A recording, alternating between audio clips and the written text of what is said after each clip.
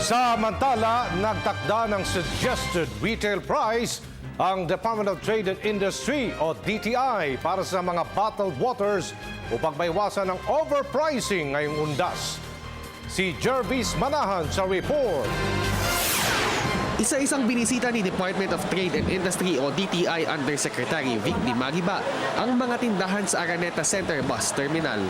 Sa ipinapaskil niya ang poster na ito na naglalaman ng suggested retail price ng mga bottled water. Mabili raw kasi ang mga ito lalo na't papalapit na ang undas kung saan maghapong bibilad sa araw ang mga tao habang nagbabantay ng puntod ng mga kamag-anak. Para ma-educate yung mga consumers, hindi po nila alam yung SRP, ano ba yun?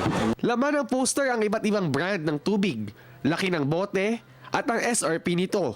Halimbawa, ang pinakamaliit na bote ng distilled, purified o mineralized water, naglalaro lang dapat sa 5 piso hanggang 11 pesos depende sa brand. Ang 1 litro naman, nasa 19 pesos and 50 centavos hanggang 25 pesos depende rin sa brand. Yung malalaking bote naman na nasa 6 liters, nasa 50 pesos dapat.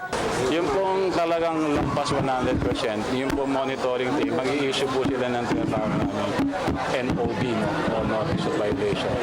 Pero ang gusto namin, i-adjust yung presyo mag-comply sa SRP.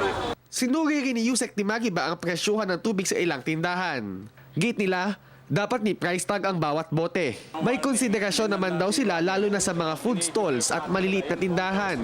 Pero pakiusap nila, huwag naman sanang doblehin ng presyo ng tubig. Paalala rin nila sa mga pupunta sa mga sementeryo sa undas, i-report ang mga tindahang nag-overprice ng tubig. Para sa Telebisyon ng Bayan, Jervis Manahan.